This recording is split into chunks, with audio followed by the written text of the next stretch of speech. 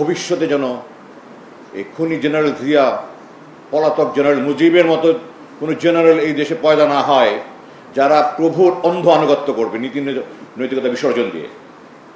আমাদের শপথ হলো আমরা এই দেশের স্বাধীনতা, সার্বভৌমত্ব, অখণ্ডতা রক্ষার জন্য আমরা নিজের জীবন বিসর্জন দেব। আমরা যখন কমিশনিং হই, আপনারা জানেন আমাদের একটা পাসিং আউট প্যারেড বলে, সেজন্য আমরা চিৎকার করে শপথ করে আল্লাহর নাম নিয়ে। এই শপথ কি কোনো ব্যক্তি বা গোষ্ঠীর জন্য না, এই শপথ রাষ্ট্রের জন্য, জনগণের জন্য, সংবিধানের জন্য। এবং এই 25 জন সে কর্মকর্তা যাদের বিরুদ্ধে ওয়ারেন্ট বেরিয়েছে, তারা কিন্তু সেনাবাহিনীর গণ্ডির ভিতরে থেকে কোনো অপরাধ করেনি, তারা বাইরে এসে করেছে। এই মামলায় যদি এত শাস্তি হয়, ভবিষ্যতে ডিজিএফআই, এনএসআই, র্যাবে যারাই যাবে বিভিন্ন বাহিনী থেকে, তারা 100 বার চিন্তা করবে যে আমি অন্যায় কাজে আনুগত্য করবো কিনা।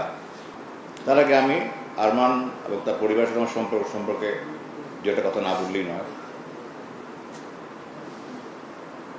আরমানের বাবা, আমি আরমানকে, ও আমার ছোট ভাইয়ের অনেক ছোট, আমার সন্তানের বয়সের কাছাকাছি। ওর বাবা মীর কাসেম আলী, শহীদ মীর কাসেম আলী, ডাকনাম মিন্টু ভাই, আমাকে মিন্টু ভাই নামে ডাকে। আমি যখন লন্ডনে ও লেভেল পড়ি 70-এর দশকের মাঝামাঝি, উনি তখন একটা সেমিনারে গিয়েছিলেন ছাত্র অবস্থায়। হঠাৎ করে উনি এখানে যাওয়ার পরে জানতে পারলেন ওনাকে টাই পড়তে হবে। তো আমাকে বলে এমন তো টাই নাই। তো আমি ওনাকে একটা টাই দিলাম, বললেন যে আমি তো নট বাঁধতে জানি না। তো আমি টাইয়ের নটটা বেঁধে ওনাকে পড়িয়ে দিলাম। ওখান থেকে আমার পরিচয়। ওই পরিচয় শুধু আমাকে সারা জীবন এত স্নেহ করেছেন যে ওনার এই ঋণ আমি শোধ করতে পারবো না। এবং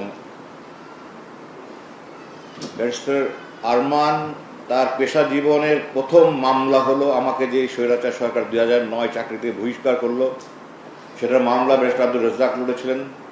ব্যারিস্টার রাজ্জাকের সহকারী হিসাবে ব্যারিস্টার আরমান এই মামলা করেছে, তার সাথে সার্বক্ষণিক যোগাযোগ, এবং তার পেশা জীবনে এটা প্রথম মামলা।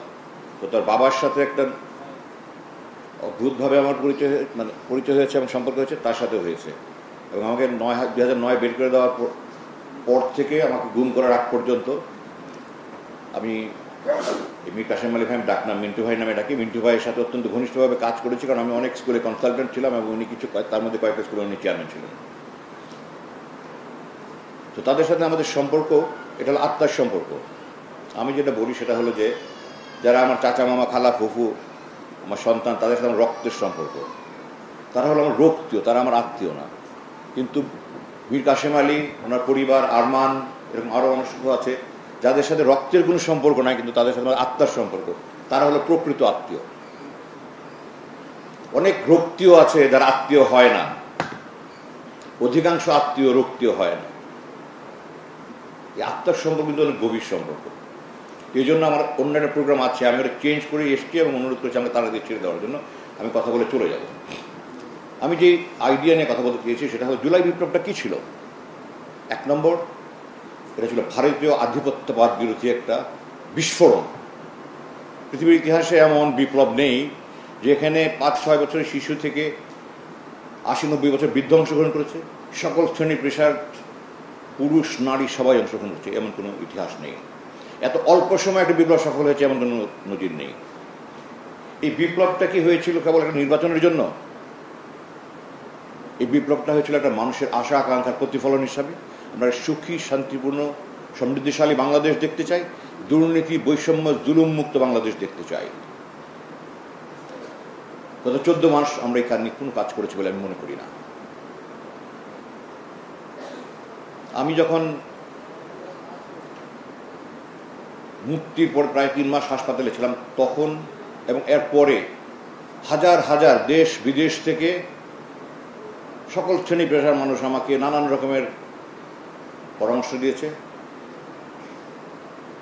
বিশেষ করে ঘুমের সাথে যারা জড়িত তাদের ব্যাপারে কি করণীয়, এদেরকে কি আইনের হাতে দেওয়া হবে না ছেড়ে দেওয়া হবে। আমি আমার প্রসঙ্গটা বলছি এখানে, কারণ আমার সাথে সেনাবাহিনীর কিছু বিভ্রান্ত বিপদগামী অফিসার জড়িত ছিল আমার সাথে। এটা কিন্তু নিজের সাথে নিজেকে যুদ্ধ করতে হয়েছে আমাকে, কারণ আমার প্রতিটি শিরা উপশিরা অনুপরমাণু রক্তবিন্দু লোমকূশ, একজন সৈনিক, দেশপ্রেমিক সৈনিক, জীবন উৎসর্গ করা সৈনিক। যারা আমাকে অপহরণ করেছে, তার সাথে জড়িত ছিল অধিকাংশ আমার ছাত্র, আমার ছোট ভাই, আমার ছাত্র, আমার এই রক্তের দেশের একই ইউনিফর্ম পরা, তাদের বিরুদ্ধে আমি দাঁড়াবো? It is a big challenge for me. আমি রসুলের একটা হাদিস মনে করেছি, নবুয়তের 21তম বছরে 8ম হিজরিতে যখন মক্কা বিজয় করলেন, তখন এক সম্ভ্রান্ত ইহুদি মহিলা চুরির দায়ে ধরা পড়ল। যেহেতু তখন মক্কা বিজয় হয়েছে, তখন ইসলামী আইন ওখানে প্রতিষ্ঠা করা আমাদের নবীর দায়িত্ব ছিল। তো তখন সবাই ভয় পেয়ে গেল যে কোরআনের নির্দেশ হলো চুরি করলে হাত কাটতে হবে, এই সম্ভ্রান্ত মহিলাকে হাত কাটা হবে, এটা কি ব্যাপার? তো সবাই তখন পরামর্শ করলো কি করা যায়। তো রসুল যখন মক্কায় প্রবেশ করে, আমার শর্ট ভিডিও কীভাবে ভাইরাল হয়েছে, আপনারা দেখেছেন, সেনাপ্রধানকে নিয়ে উনি আমাকে অনুরোধ করেছিলেন, অনেকে আমাকে, সাবেক এবং বর্তমান। আমি মনে করেছি যে মেসেজটা আমি এখন দিতে চাচ্ছি সেটা হলো, আপনারা শুনেছেন আমি যেদিন ওয়ারেন্ট বেরিয়েছে এবং তারপর যেদিন তারা হাজির হয়েছে জেনারেলগুলো আদালতে, আমি সেদিন বেরিয়ে বলেছি আমি প্রতিহিংসার জন্য মামলা করিনি, আমি করেছি যেন ভবিষ্যতে এমন কোনো স্বৈরাচার এই দেশে না হয়, এই মামলা দিয়ে যেন শিক্ষা লাভ করে। আমার আরমানের মতো, ব্যারিস্টার অ্যাম্বাসেডর মারুফের মতো, মাইকেল চাকমার মতো, হাসিনের মতো আর কাউকে গুম হতে না হয়, পরিবারগুলো মানবেতর জীবনযাপনে বাধ্য না হয়। আমি বইয়ের গণনায় যাচ্ছি না, আপনারা বই পড়ে নেবেন। আমার দুটা উদ্দেশ্য ছিল আমি এই মামলা করেছি। একটা মেসেজ, যারা ভবিষ্যতের রাষ্ট্রের কর্ণধার হবে তারা যেন কোনোদিন ধৃষ্টতা না হয় যে আমি আবার আইনের বিরোধী কোনো কাজ করব, জুলুম করব, অপশাসন করব। তারা যেন ইনসাফের ভিত্তিতে দেশ পরিচালনা করে। যদি দৃষ্টান্তমূলক শাস্তি হয় তাহলে এটা নিশ্চিত করা সম্ভব হবে। আল্লাহ কি মানুষকে ভালোবাসেন না? হাদিসে আছে, মা সন্তানকে যত বেশি ভালোবাসে তার চেয়ে বেশি আল্লাহ মানুষকে ভালোবাসে। তারপর সেই আল্লাহ চুরি করলে হাত কাটার হুকুম দিয়েছেন কেন? কারণ এটা একটা ডেটারেন্ট, এটা প্রতিরোধক, প্রতিবন্ধক হিসেবে কাজ করে।